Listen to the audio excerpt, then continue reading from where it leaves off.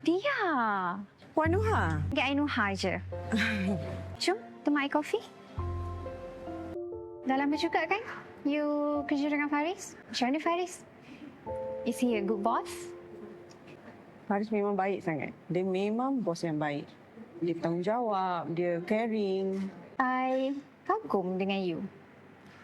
You sanggup sacrifice kerja jauh-jauh daripada family. Buat macam mana Nuha? Hidup ni kan banyak pengorbanan. Tapi saya suka tahu kerja dekat KL.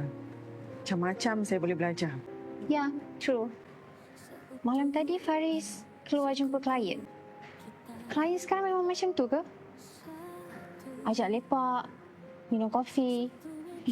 Memang. Klien sekarang ni mengada tau. Dah meeting, nak lepak pula, nak minum kopi lah. Macam-macam.